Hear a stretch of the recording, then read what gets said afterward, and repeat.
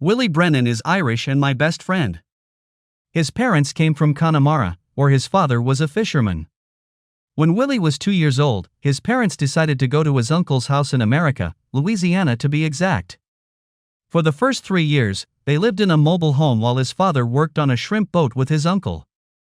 When Willie was 9 years old, his father owned 2 shrimp boats of his own and they moved into a nice house that happened to be 3 houses down from my own. He and I became fast friends and went through middle school, high school, and college together. I took the ROTC course and went into the U.S. Army right after graduation. Willie traveled to Connemara to visit relatives. He and his family, his father, mother, and 3 sisters, had traveled there regularly over the years. He ended up spending a year there with his grandmother. My first duty station after receiving my commission was BOLC, Basic Officer Leadership Course. The purpose of the course was to teach basic leadership skills. It was a little rougher than what my ROTC instructors did, but overall not too bad.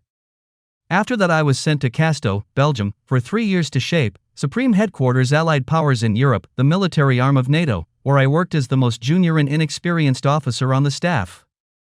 All NATO countries sent the very best there because they represented their countries to the rest of the world. I felt extremely lucky and thought someone had made a mistake sending me there. I had been there for 3 months and Willie asked if I could drop into Connemara for the weekend. We hadn't seen each other since graduation, so I told him I would stop by. Getting transportation, I discovered that, contrary to what I believed for most of my life, Connemara is not a city. It's a region. To get there, I flew to Limerick, where Willie picked me up and took me to his grandmother's house in Clifton. The trip took a little over 2 hours. We passed Galway Bay and drove through Galway itself, where we stopped for food and drink. Drinking with him was something I did quite often. We had our first taste of alcohol when we were 13 years old. We hit our parents' bar and got really drunk, and we were horribly sick and horribly grounded. We didn't touch alcohol for a long time. We were sitting in a pub in Galway, Ireland, discussing the last few months. He told me that his grandmother was doing well and she was glad he was with her. She was trying to convince him to stay and had introduced him to a couple of local girls.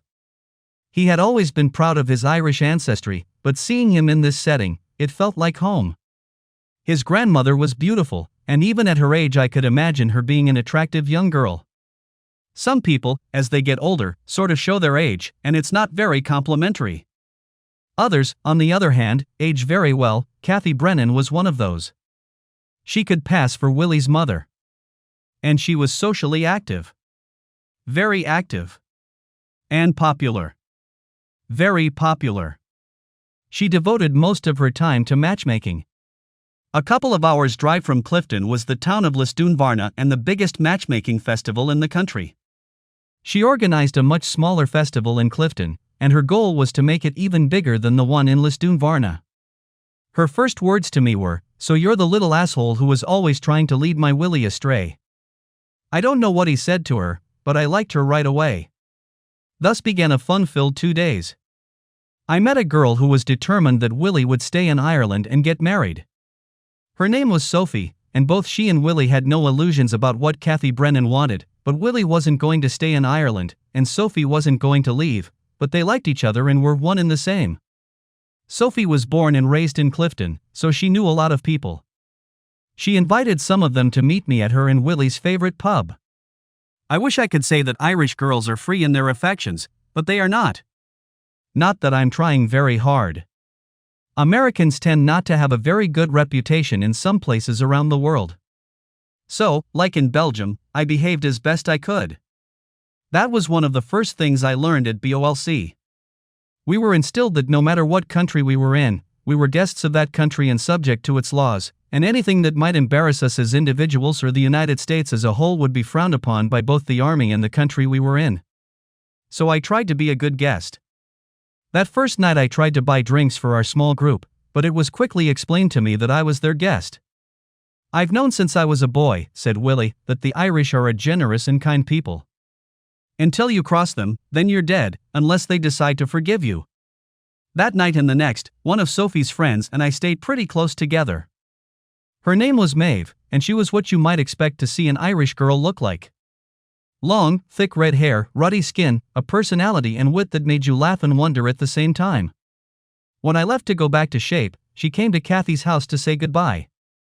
She took my phone and added her address and phone number to my contacts. I did the same for her. Then she kissed me on the cheek and left. During the 2 evenings I spent there, individuals or couples would disappear from our little group and new ones would appear. On the first night, Willie told me that Irish people usually leave social gatherings by simply slipping away and not saying goodbye to everyone present. Apparently it started out as someone getting drunk and slipping away to avoid embarrassing themselves, but then it became a popular way to leave a gathering. It was known as the Irish farewell or French exit. Maeve and I began to correspond and communicate with each other. Over the next 3 months, I spent some weekends with her in Clifton or Limerick. For 6 months, Maeve and I saw each other every time either of us could visit the other. At Shape, I enjoyed my job and getting to know the international environment. My desk was in an office with officers from Turkey, Italy, UK, and Denmark. The officer from Denmark was a captain from Copenhagen and was what you, okay, maybe not you, but me, imagine a woman from Denmark to be pure, unadulterated beauty. Her name was Irene, pronounced Irina, and she seemed to get along with everyone in the office and everyone who came into the office except me. In her eyes, everything I did seemed wrong. After the first 2 weeks on the job, she and I just stopped talking. She was doing her job and I was doing mine. At first, I tried to figure out what it was that made me push her away so much, but I couldn't think of anything. I wasn't a jerk. I treated her with respect. I didn't slobber all over her like so many people who dated her did. Watching her in action and listening to her convinced me that she was both fun and smart. She was also efficient and did her job well.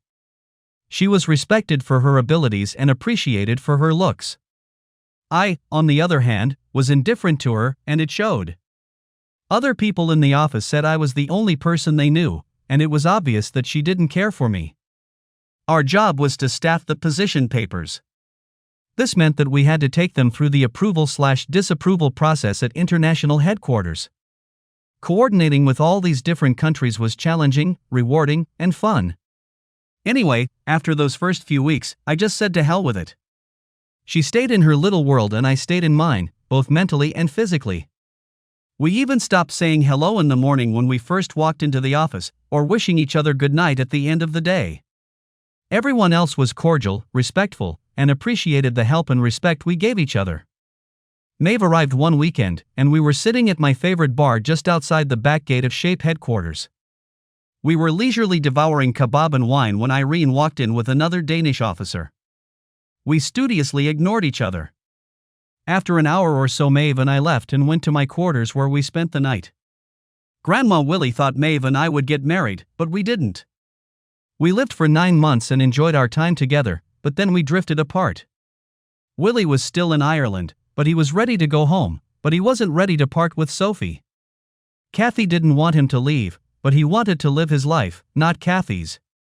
Sophie, for her part, decided that if he was going home, she would go with him. I was best man at their wedding in Clifton. Maeve was there with her beau and introduced us. I was ready to go home, too. So I did. I took a 2-week vacation and flew home. After a week, I was ready to go back to Belgium. At work, an officer from Turkey was being reassigned and was going back to Turkey because his 3-year assignment had ended. A large group of his friends and co-workers gathered at a bar near the back gate and arranged a farewell reunion for him. The bar was full. We bought him drinks and he handed out boxes of delicious gelled national candy from Turkey called Turkish Delight. Living and working in an international environment was very pleasant. I was welcomed into the homes of my colleagues, where I met their families and ate their food. Not a week went by without me being invited somewhere. I lived in BOQ, Bachelor Officers' Quarters, in my own room. Irene lived there too, but at the opposite end of the building and 2 floors down, so I rarely saw her there.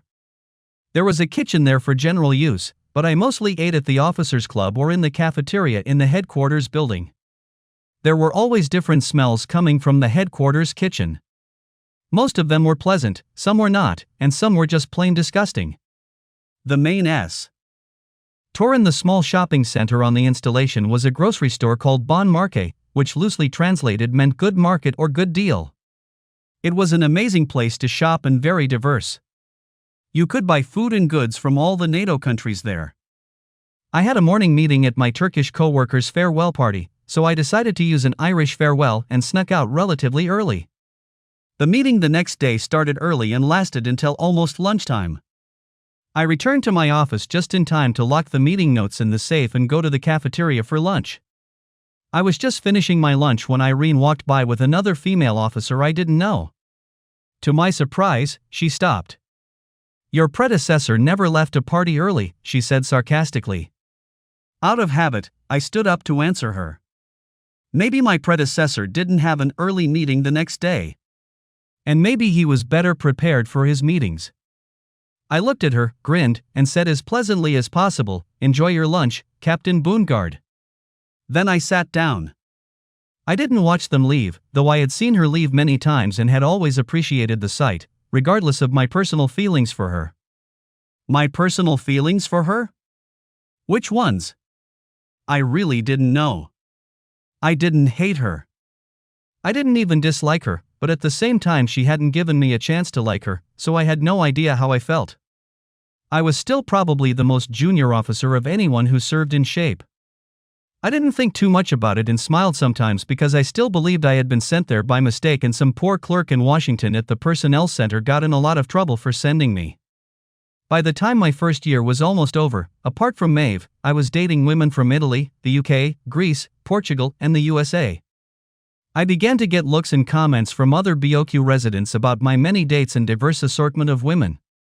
Even the 3 Italian officers who lived here and were considered Casanovas referred to me as Farfallone, which I heard meant womanizer or womanizer. I considered it high praise on their part. Living in an international community had many perks. BOQ was a melting pot for single officers, both male and female. We had officers from 9 countries living with us. It was a very special place. The entire community seemed to adopt some of each other's holidays.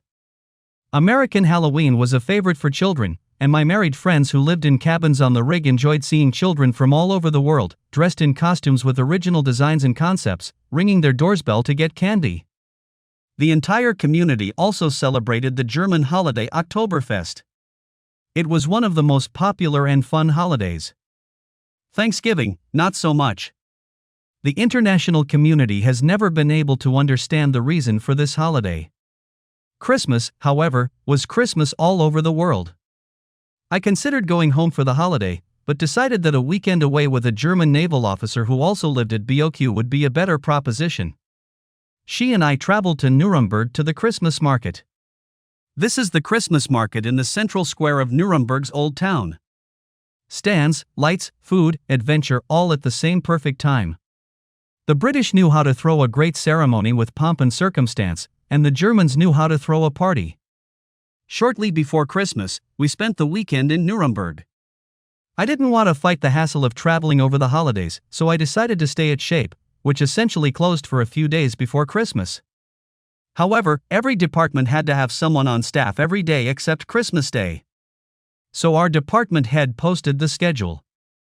We watched him put the days of the week in one hat and our names in another. First he picked a day at random, then he picked a name at random. He drew out Tuesday in my name. Thursday he picked Irene's name. Friday was Christmas. One officer, the one from England, never drew his name, so he was free all week. That week we only had to work on the day our name fell on. I heard Irene telling the others that she wanted to go home, but if she had to work on Thursday, it wouldn't be practical. Damn. I didn't want to bargain with her because I didn't want her to think she owed me.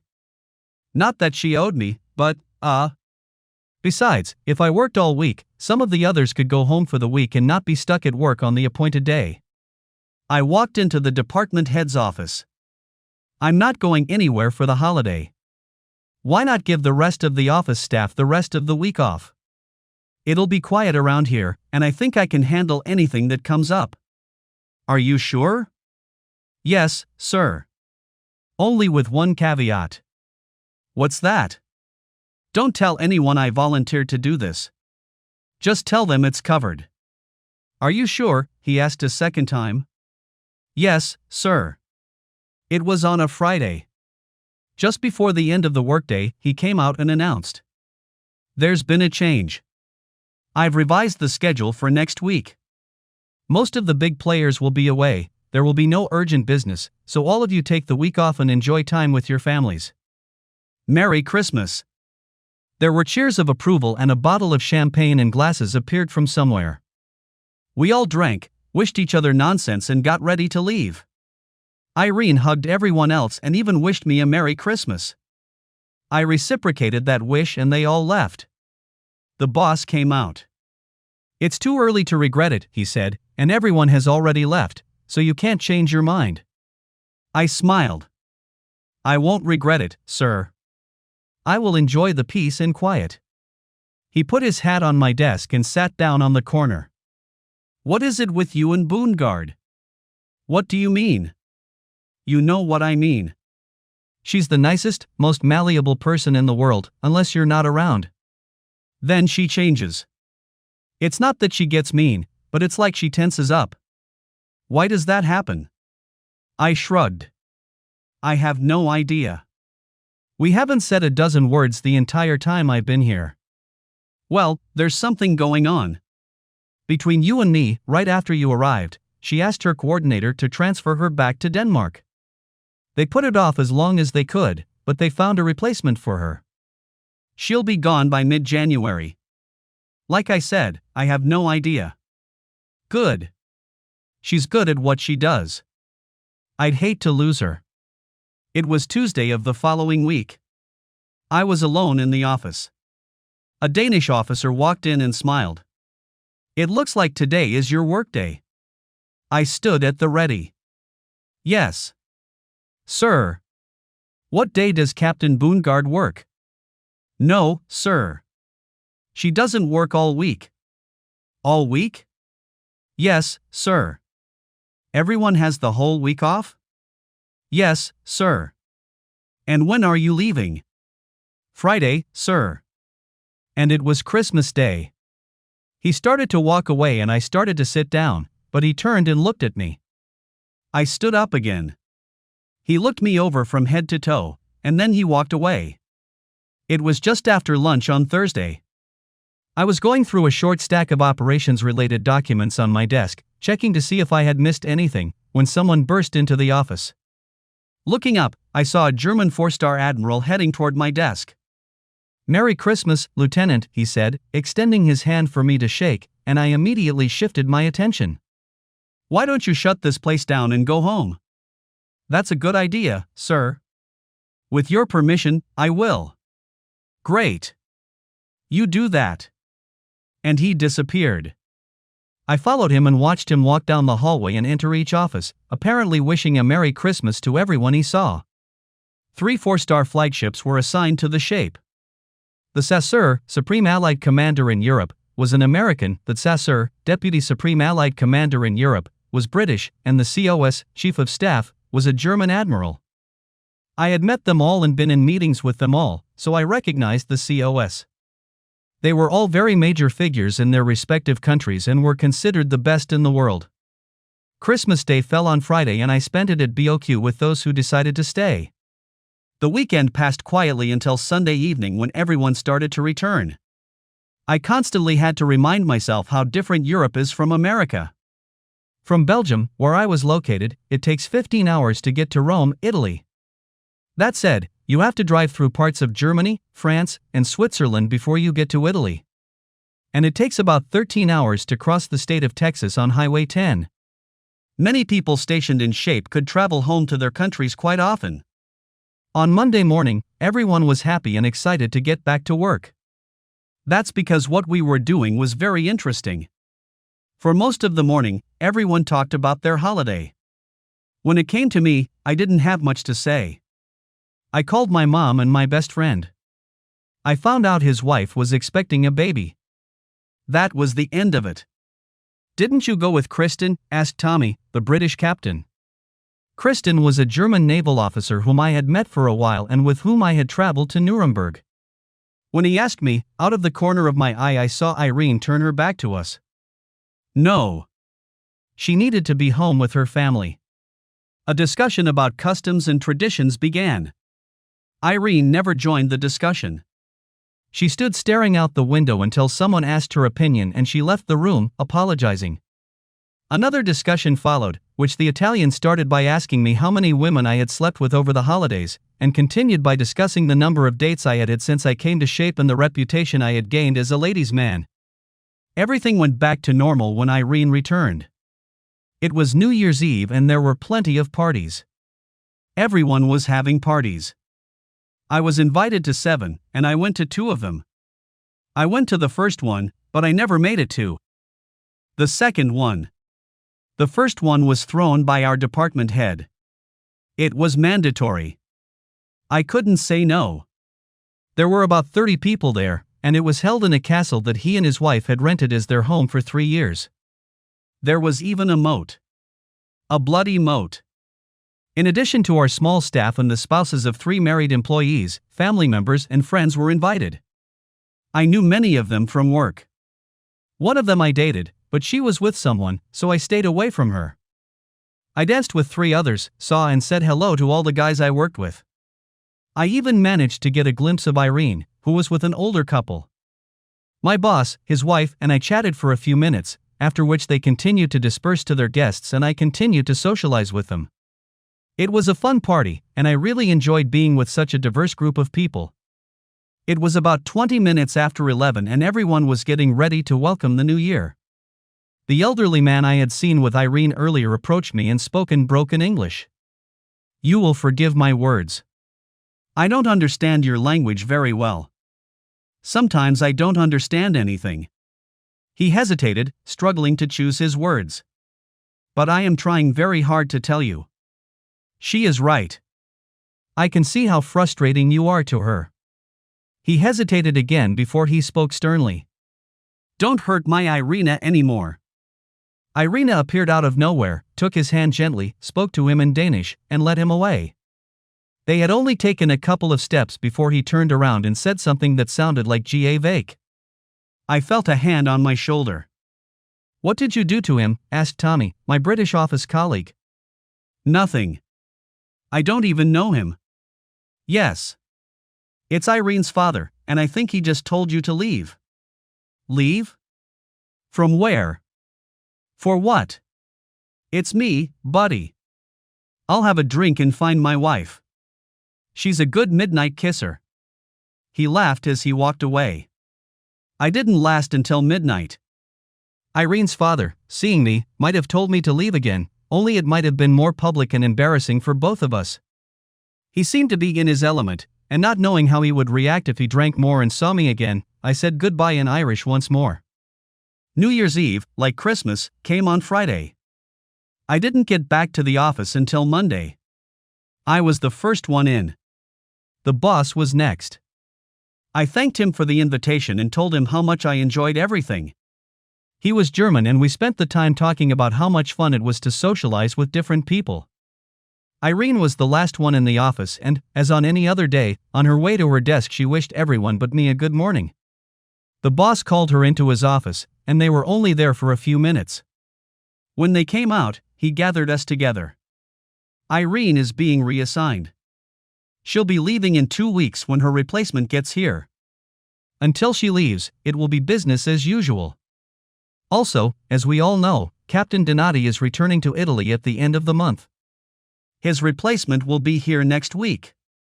A lot of changes in a short time, but we can't lose sight of our mission. Let's get back to work.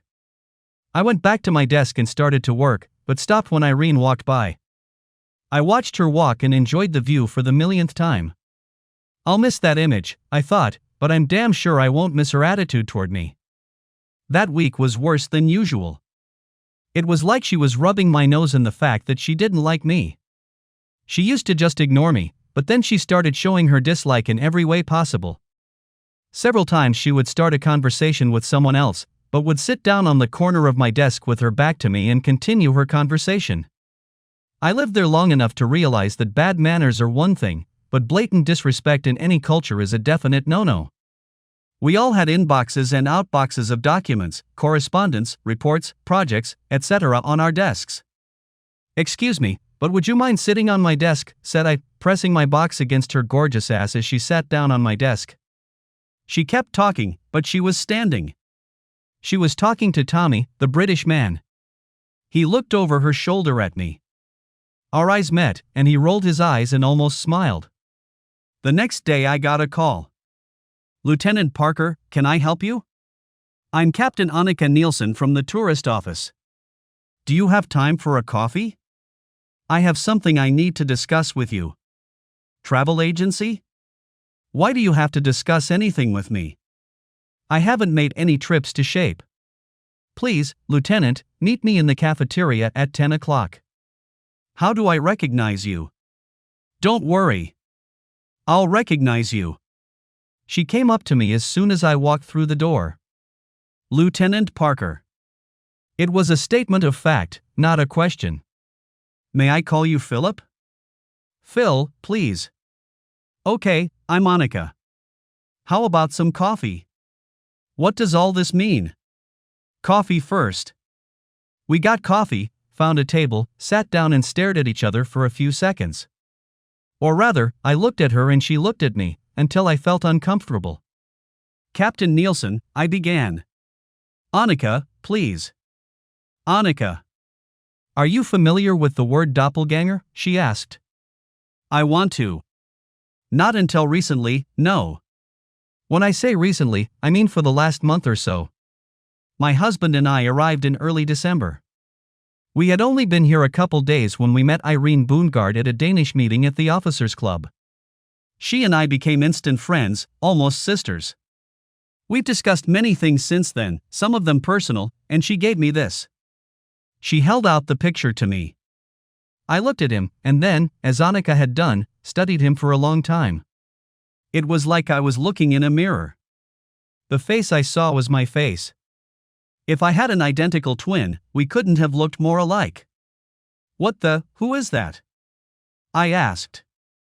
"That was Irene's fiancé.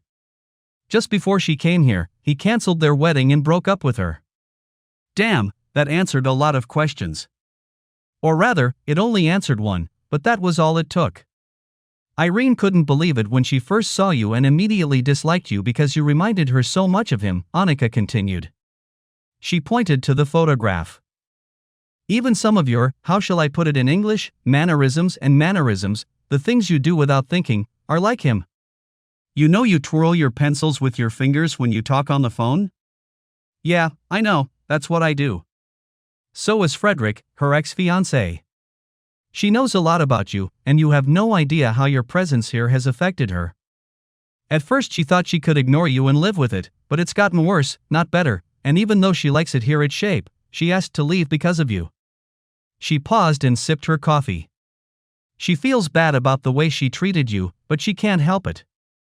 She has a strong dislike for him and is taking it out on you." "Why didn't she say anything?" "She was going to, but time went on and it got harder and harder for her." "Do you see that?" "Yes." "Then it got worse, because she was mad at herself for not doing it.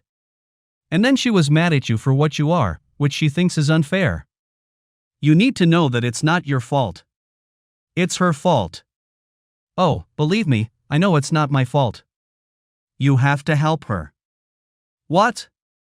"You have to help her not feel so bad. If she leaves, she will feel bad forever." "Why would that be?" "She treated me like dirt for a year and never thought about my feelings." "And why are you interfering? Did she send you?" "She didn't send me and she won't." "Never." "But she's my friend." "You've only known her for a month. How much friendship can you develop in a month?" "Friendship comes quickly when there is sadness." Irene is sad. Sad for you because she treated you that way, but sad for herself because she did that. Good. She can remain insane. I have no intention of helping her. Now, if you'll excuse me, I have to get back to work." I got up and left. Irene was just walking down the hall in the opposite direction when I came to the office door. Usually I indicated to her or someone else that she should go in first. I didn't do that this time. I opened the door and stepped toward her. It made me angry that I was being asked to help soothe her feelings while I was the one mistreating her. It was a leisurely day, and I was sitting at my desk, going over papers I wouldn't need for a few days. Every now and then I glanced in her direction, and a couple times I thought she was looking in mine. Screw it. I called Kristen to see if she was free for dinner. She wasn't. The whole office joined in the discussion, and I got distracted until it was time to leave. I went to BOQ, emailed Willie, and told him about my day. He replied almost immediately and laughed his ass off. He knew about Irene, of course, and kept teasing me that I had a crush on her. I kept telling him to kiss my ass. In Europe, they usually eat dinner later than we do in America, but I was used to it, so it was almost 8 that night when I sat down at the table in the officers' club. I had just gotten the menu when she came over to my table. "Do you mind if I join you?" she asked. I didn't hesitate. "Yeah, that's fine with me. I'd rather not eat with someone who treats me like I don't exist. Go and give someone else the satisfaction of your shitty attitude." With those words, I just looked at her. She stood like that for a few seconds, then spoke. "You're right, of course. I just wanted to tell you that I'm sorry. You remind me of someone I don't like, and you didn't deserve to be treated like that. I'm sorry." And she disappeared. The day she left, she came into the office to say goodbye. She hugged and did the European cheek-kissing ritual with everyone but me, and they all stood around her telling her how much they enjoyed working with her and how she would be I seed. I stayed sitting at my desk pretending to work. When she was done with them, she stood in front of my desk, put a flower in front of me, and left. There was silence in the office, everyone was looking at me. Tommy, the Brit, came over. "Do you know what this is?" he asked. I looked up at him. "I have no idea." "This is the lily of the valley. Among other things, people give them to those they ask forgiveness from. I know this because I have given them to my wife more than once." I picked it up and sniffed it. The next year went by very quickly. Kristen and I started seeing each other until her tour ended and she returned to Germany. Not really to Germany, but to one of the German ships. Willie, Sophie, and I and their son Philip, who was named after me, spent 2 weeks traveling around Europe after spending time in Clifton with Grandma Katie. It was early spring and I was finishing up my last few months at Shape. Annika Nielsen and I were on friendly terms and had coffee together a few times. One day she called me. "Thought I'd let you know that Irene will be arriving on Monday. She is attending a planning group meeting and will be here for a week. She asked if you were still here." When I told her I was, she asked me to ask if you could have coffee with her. I thought for a few seconds and remembered the lily of the valley. "Please tell her yes." "I will." 2 hours later she called back. "They're flying in Monday morning and the first meeting is at 1 o'clock. How about coffee at 11? It's going to be beautiful." Our meeting was a little awkward at first. Neither of us knew what to say for a long time. By noon we had relaxed a bit and were even smiling at each other. She was just starting to tell me about being dumped by her fiancé when she realized she needed to escape. In my office, Irene's replacement, another captain, but male, was the only person who had worked here less than me. I was older than him in terms of his time at Shape, but he outranked me, for that matter. All of them were captains or majors. I was still a lieutenant, but a first lieutenant because I had gotten a promotion. The case came to an end and I headed to the BOQ to relax before dinner. At the club I was just about to order when Irene walked in, looked around, saw me and came over. That time I stood. "We're having a reception in one of the smaller rooms, but it'll be over soon. Would you like a drink afterward?" she asked. "Yes, it is." That night I heard the same story from her that I had heard from Annika Nielsen about the groom. "I was so angry and upset and treated you so badly. I can never apologize enough," she said. "My behavior was unacceptable and I embarrassed myself." During the week she was there, we spent all of her free time together. Everything was fun, except for the last evening we spent before she returned to Denmark. "Philip, this week has been fun, but I still regret the time we." I wasted while I was here. But there's something you should know. Okay. What is it? I know you must be wondering if I think about my ex-fiancé when I'm with you. I know this because I wonder that myself, and the honest answer is I don't know. I don't think so, but you are so much like him. I fell in love with him and the way he was, so I don't know. You and him could be twins in so many ways. The thing is, I thought about it. I certainly didn't want to be his replacement, but I decided I would never know for sure. The nagging doubt would always be present. It was a moot point anyway, because this week would likely be the last time I would see her before I returned to the States in a few months. When we parted, I received the traditional kiss on the cheek and a warm, sincere goodbye. I finished my 3-year tour of duty and returned to the States. I took a 30-day leave of absence and then went to the Pentagon, where I was an operations officer, essentially the same position I had held in Belgium. Once again I was the lowest-ranked employee in the office, and once again I thought it was a mistake. My supervisor even called HR to see if they had made a mistake. He was informed that no, they had not made a mistake. He looked at me. Lieutenant Parker, it looks like someone has selected you for accelerated service. First shape, and now here. I suggest you keep your nose clean, work hard, and get your master's degree as soon as possible. Sounds like you might be getting somewhere. All you'll need after that is command time. I went to different places. From the office to another office and back again. Then I decided to rent a house. I furnished it and bought everything I needed to feel at home. After years of living in one room in BOQ, I felt relieved.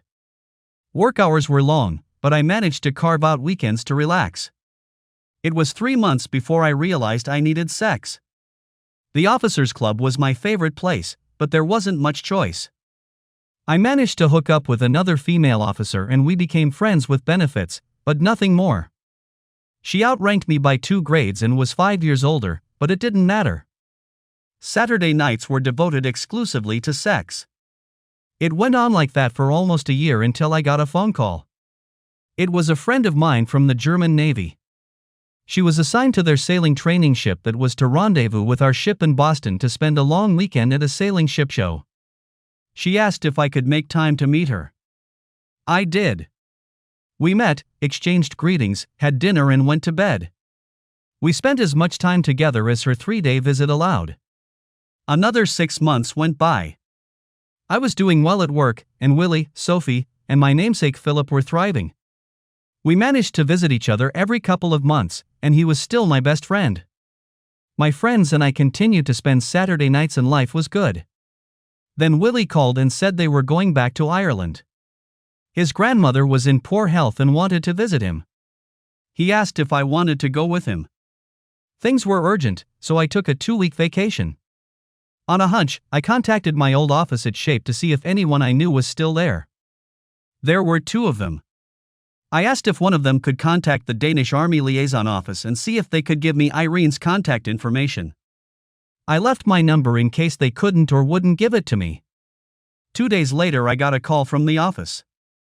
It was her. She had been contacted by a Danish liaison and had given her my Pentagon number. When I answered the phone and she told me who she was, I was a little surprised. I didn't know if you'd remember me, I said. She laughed. Of course I remember you. I asked for your phone number several times at the communications office at Shape, but they wouldn't give it to me.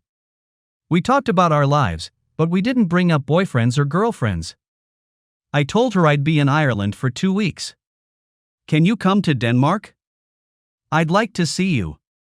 We discussed this possibility and decided to meet in Copenhagen. After spending 2 days with Willie and his family in Clifton, I flew to Copenhagen. I was originally going to spend 2 days there, but it turned into a week. When I saw her at the airport, she hadn't changed physically and there was a happiness in her that I hadn't noticed before. It's odd that I was thinking of you, Philip, and that's what I mean. Not about that other guy we won't mention who looks like you. We paused and just looked at each other.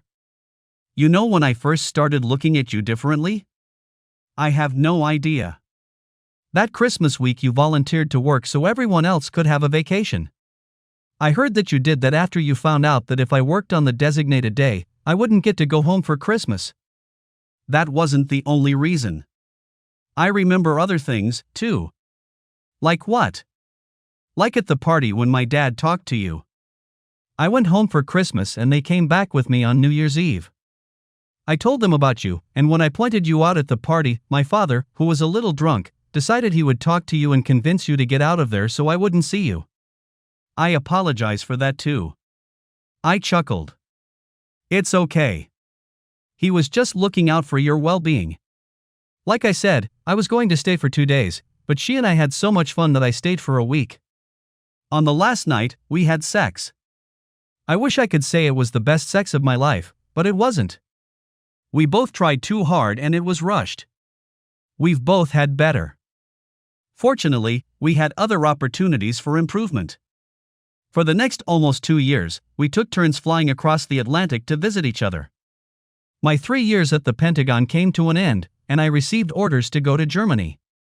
I sold my house, packed my bags, and left. I was a captain by then, and my new assignment was to QuizeerGuy, U.S. Army Europe, headquarters. Upon receiving the assignment, I remembered the words of my boss at the Pentagon that all I needed was command time, and I got it. Garrison Commander. It was a spot for a major, and I was a captain. It was going well. Work was great, Irene came back to shape, and we spent most weekends together. Things were getting serious between us, and I enjoyed the trip to shape, whether it was 5 hours by car or 4 hours by train. After almost a year, she talked herself into a job as a Danish Army liaison to QuizeerGuy headquarters, and we rented an apartment together. We were discussing the possibility of marriage when I received a call from my unit saying that since my 3 years of service in Heidelberg were almost up, I was needed in Afghanistan. So Irene and I had sex, kissed, said a tearful goodbye, and I left. A month later I was back in Germany, in a military hospital, but I didn't know it because I was in a coma. When I came out of it, Irene was sitting by my bedside holding my hand. She filled me in on how I got there. 6 of us were in the car when we were hit. 4 of the 6 died almost immediately. The driver and I survived, but barely. They discussed the possibility of amputating my left leg below the knee, but apparently were not prepared for the condemnation in all 4 languages Irene spoke, which convinced them to wait and let me make that decision. After being given a choice, I decided to keep my leg, even though it would be a long mass of scars and disfigurements and I would walk with a limp for the rest of my life. Irene smiled when I told a whole battery of doctors about it. She took my hand and announced, "He can still dance with a limp, but he can't dance on one leg." I had no idea where that came from, since we hadn't danced more than a dozen times. I looked up at her. She leaned over and said, "I plan on us dancing for a very long time." Then she kissed me. I was in the rehabilitation center for another month. Irene attended every physical therapy session, cheering me up and supporting me when I needed it.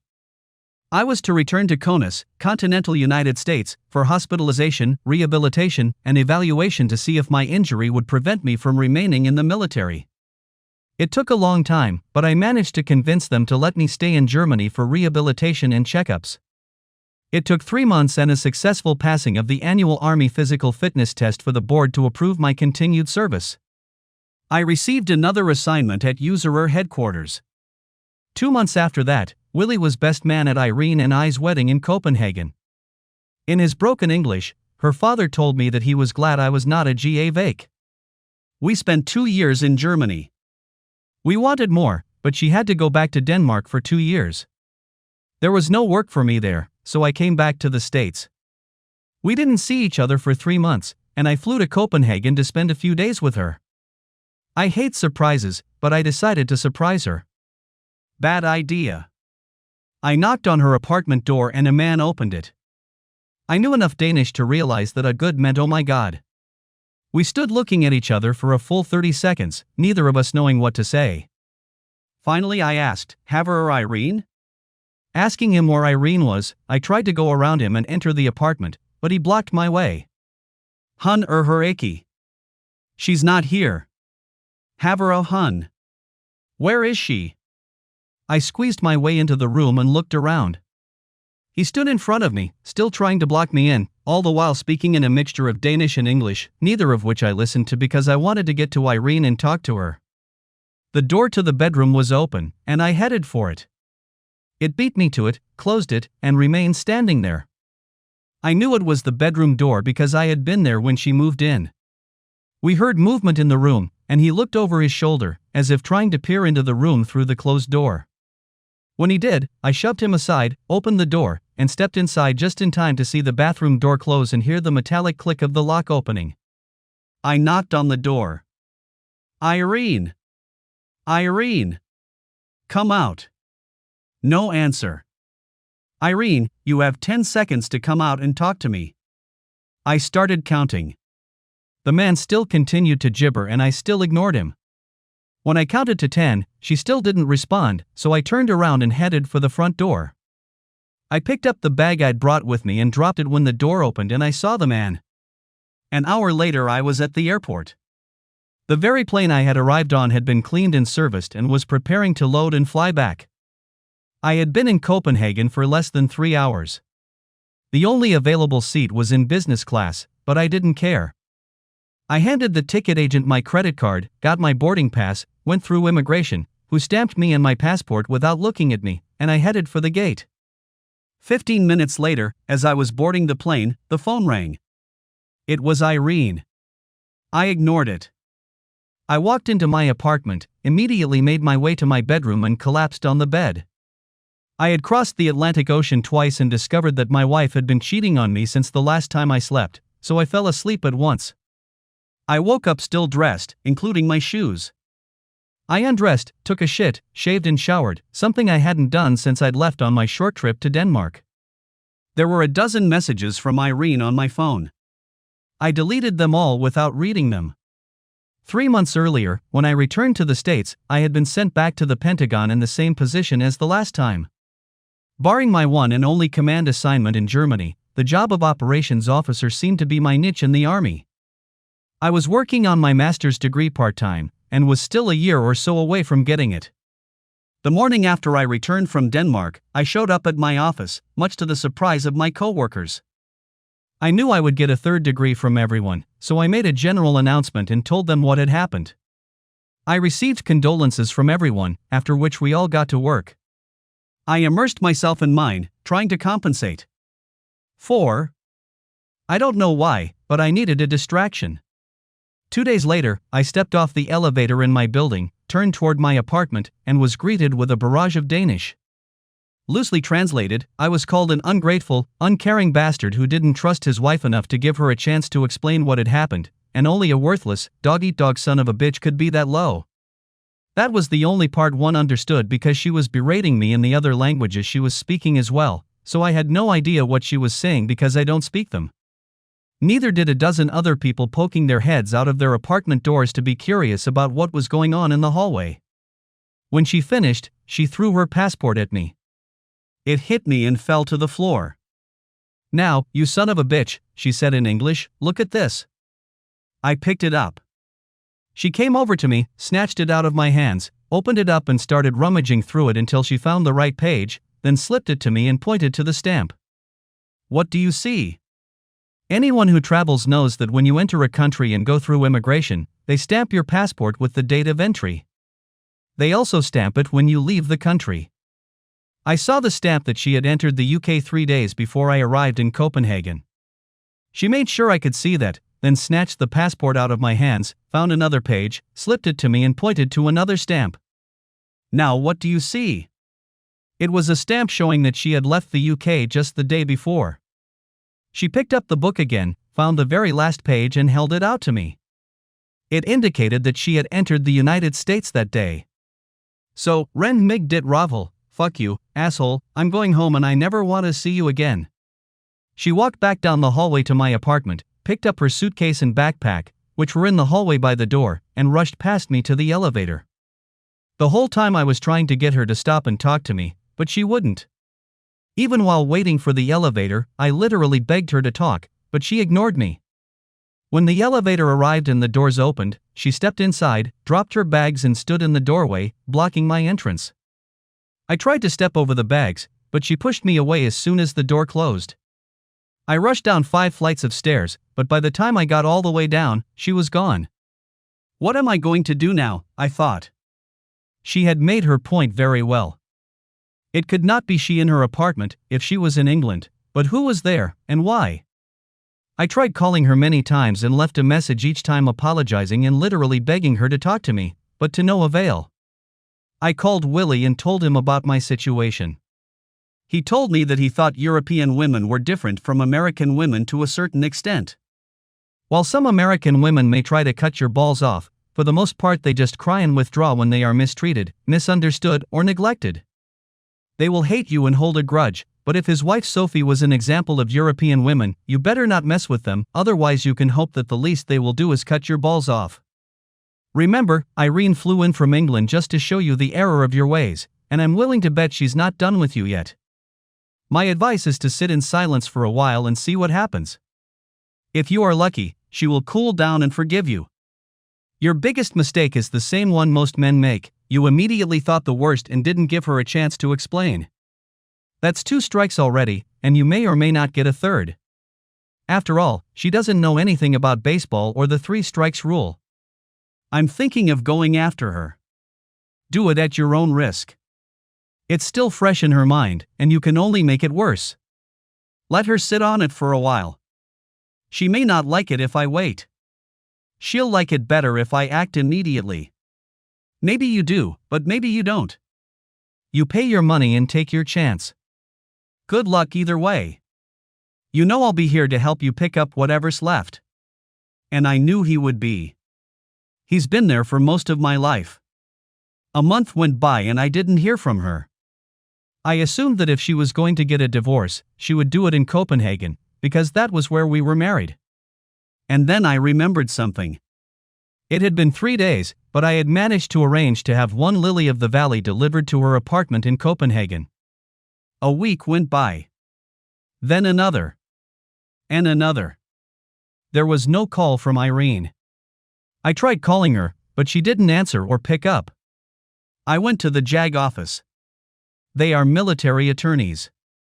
They could not represent my interests in the divorce, but they might be able to give me advice. The major I spoke to told me that since we were married in Denmark, any actions or procedures related to the divorce would have to be taken there. Since she wasn't returning my calls, I sent Irene an email in which I wrote that I was okay with whatever she decided to do, I just needed to know what it would be.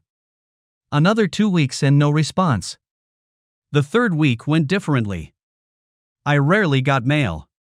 Like many other people, I did everything online. Weeks could go by without any mail appearing in my inbox except for promotional mail. But the day came when I received my divorce notice and divorce petition. The original was in Danish, but it came with a translated copy. There was also a handwritten note from her. Philip, I've given it a lot of thought and have come to the conclusion that our marriage was a mistake. And you made no effort to find out the truth about who was in my apartment. You just assumed I was there with him, and that hurt me deeply. Sign the papers and it's over. Irene. I guess Lily of the Valley didn't carry much weight. I signed the papers and sent them back. Shortly thereafter, I was called into the supervisor's office. Captain Parker, General Thompson is being given 3 stars and sent to Italy. He needs a new adjutant. He's seen you and your work and would like to talk to you about the job. What do you think of it? I don't know what to think or say. You can say you're not interested.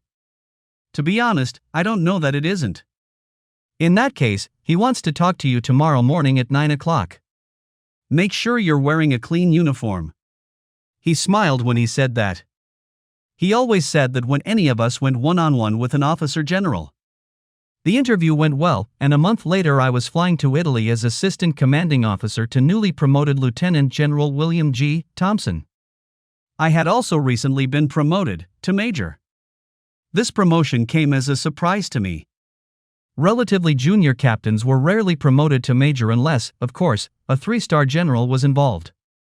The general's aides have little social life except for escorting the general, and often his wife, to the many events they are required to attend. We have been in Italy for 4 months now, and I have not had a single day, except Sunday, when I have not had something to do for the general. The military is a small world, and if you stay in it long enough, you tend to meet the same people over and over again over the years. In Italy, I ran into two officers I knew from SHAPE. General Thompson was dining with several dignitaries in a separate room of the officers' club, and I was dining in the main mess hall nearby. Two officers came in, saw me, sat down, and we had lunch. We reminisced about our days at SHAPE and asked about the people we knew there.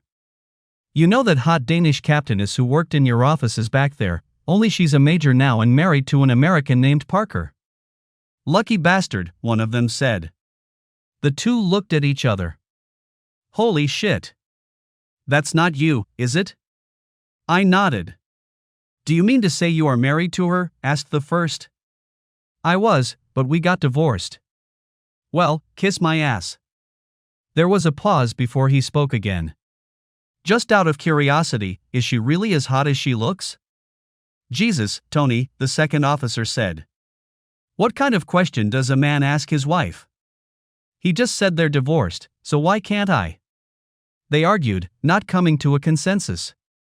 Finally, the first of them, Tony, looked at me. So, Phil, are you going to answer? I chuckled. Sure. Think of the sexiest woman you can imagine, and I can almost guarantee she's not as sexy as Irene. Shit. Then why did you divorce her? I told them the story. When was the last time you saw her? About 8 months ago. Does she know you're here? Probably not. I was at the Pentagon the last time we saw each other. Then next week will be a surprise for her. Why? Because she's part of the team that's coming here for 3 days to brief the staff. What team? The advance party for the NATO exercise that will take place in 3 months' time. This briefing is not on General Thompson's schedule, I said. This is for planners only. He will be informed when all the details are finalized. We ate in awkward silence for a long time. I had a lot of thoughts going through my head. The first was whether I should try to see her.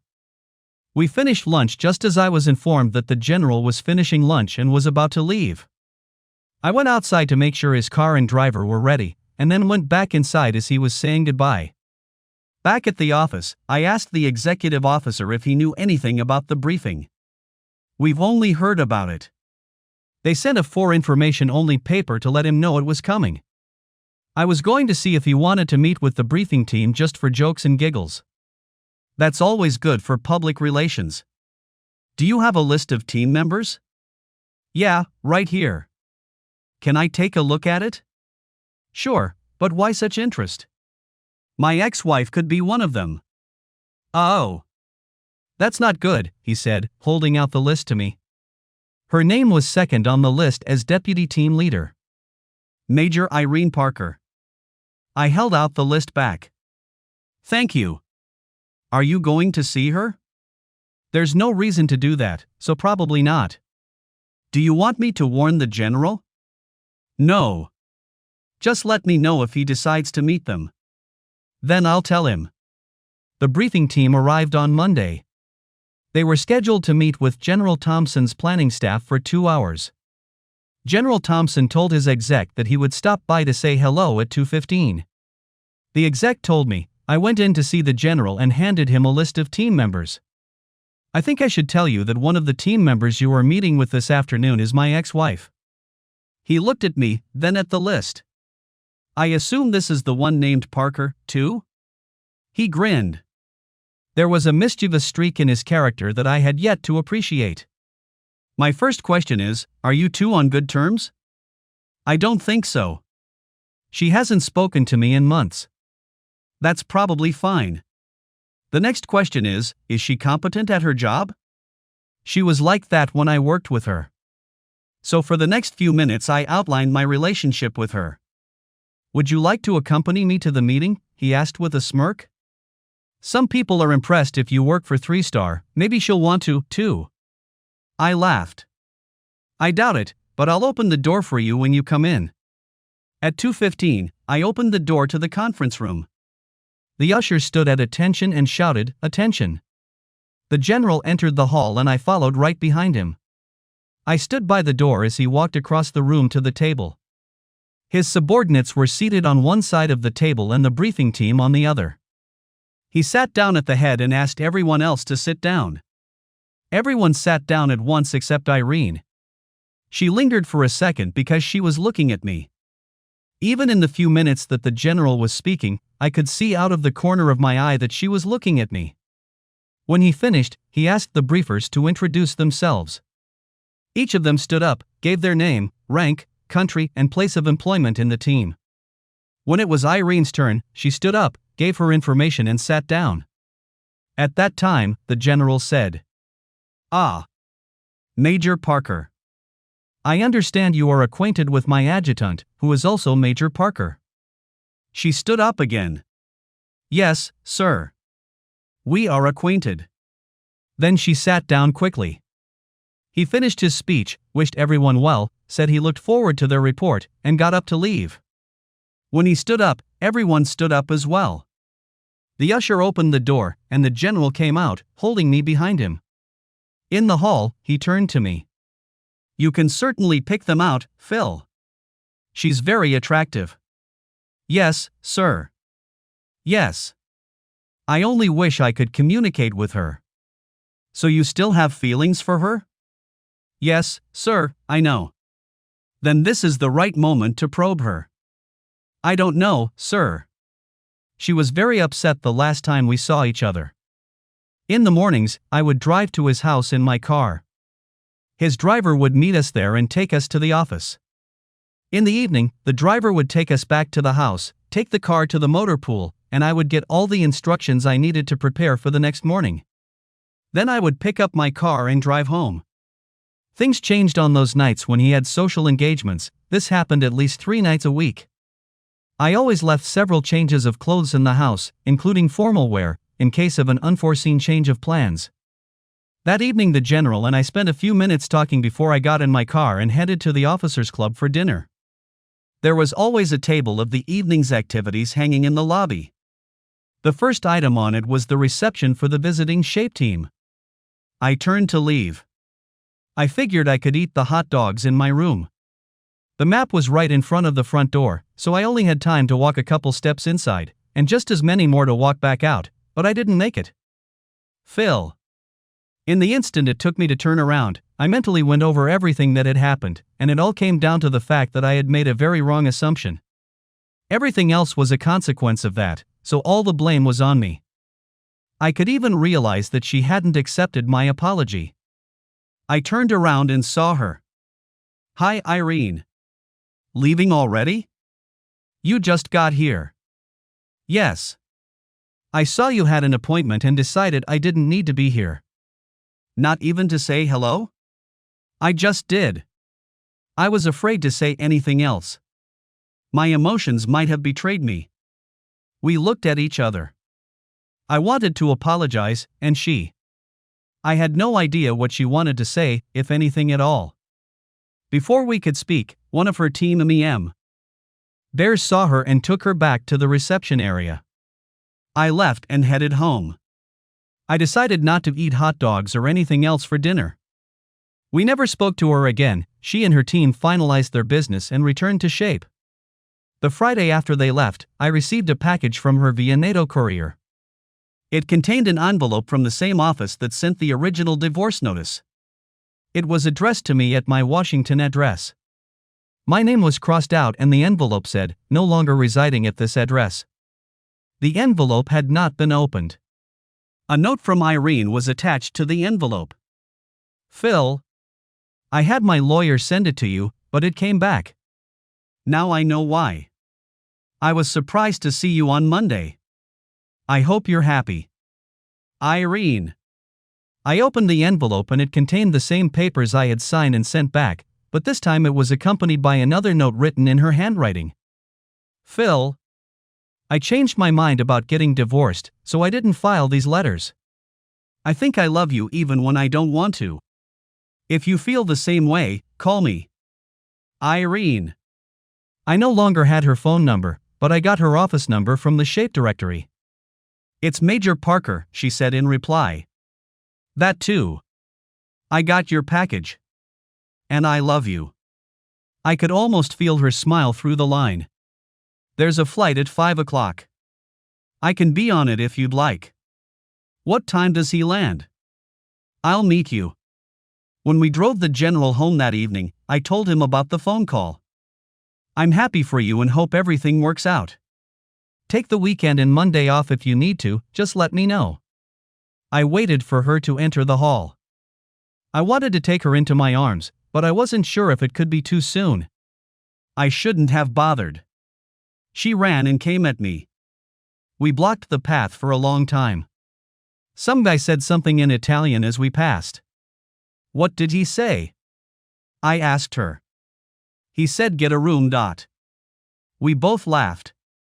We held hands all the way to my car and as long as we could on the way to my cabin.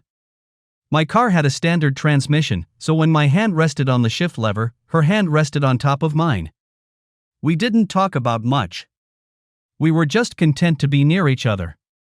10 seconds after the door closed, we were back in each other's arms. We separated, and I asked if she wanted something to eat or drink. We settled on wine. I poured each of us a glass and we took a friendly sip and sat down on my couch. We needed to talk, but where to start? She said, I was so mad at you. I know and I understand.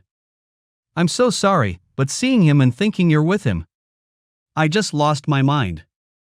When he called me and told me you were there, I tried to call you to explain everything, but you wouldn't even pick up the phone or answer my messages. I figured you weren't reading them. This made me even more angry. I was on a mission and couldn't leave, but as soon as it was over, I flew to America to see you. The whole flight upset me even more. Then you weren't home and I couldn't get into your apartment and I had to wait for you in the hallway. It got worse.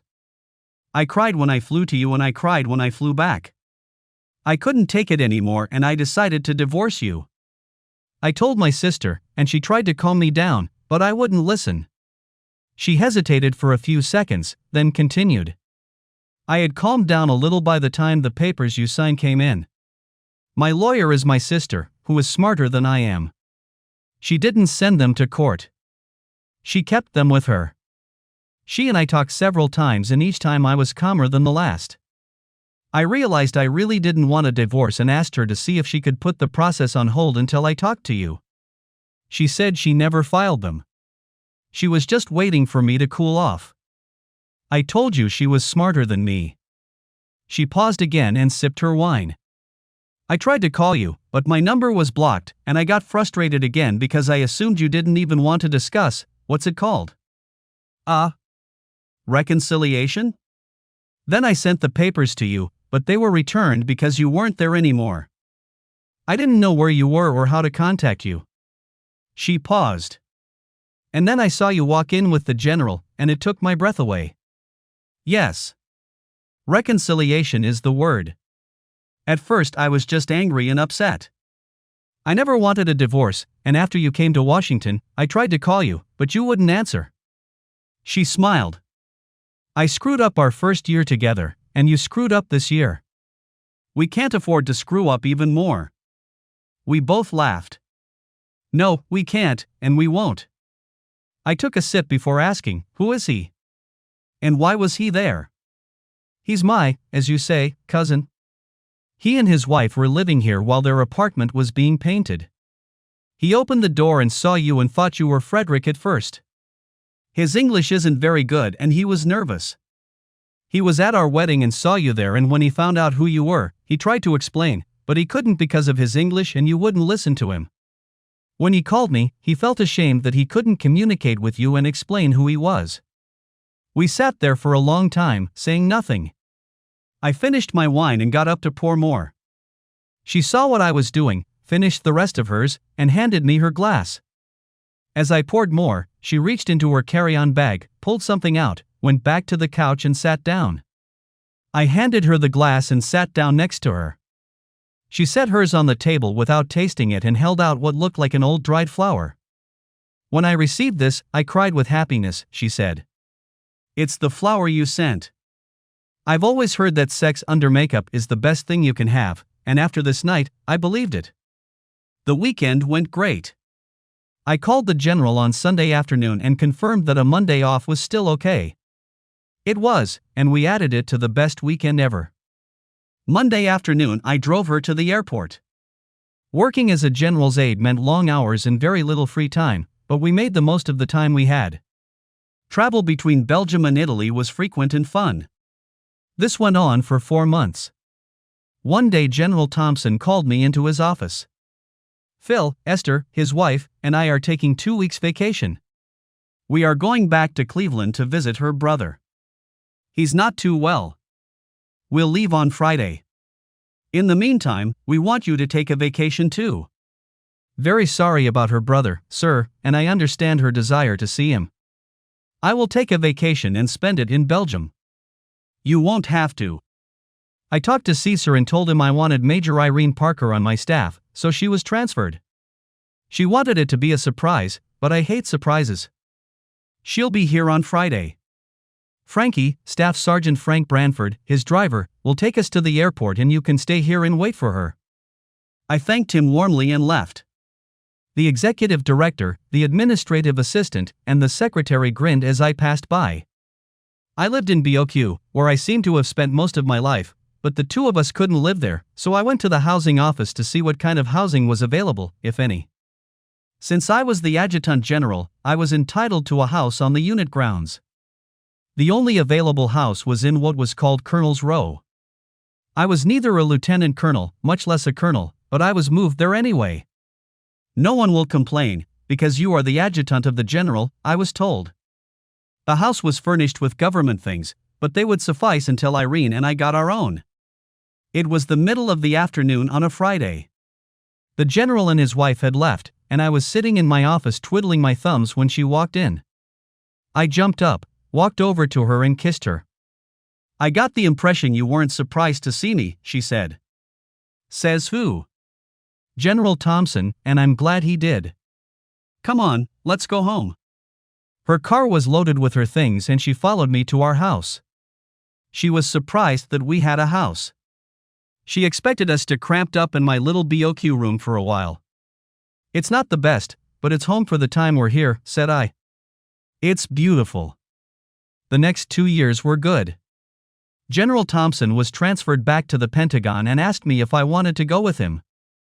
Irene and I conferred and decided we would prefer to stay in Europe. The general understood and called Caesar again, who arranged for both Irene and me to be transferred back to shape.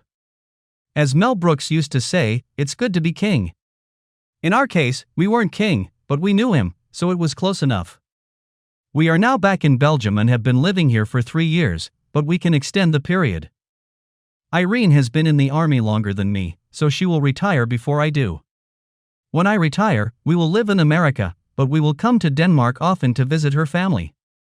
Willie's grandmother is still alive and alert, but does so while sitting in a wheelchair.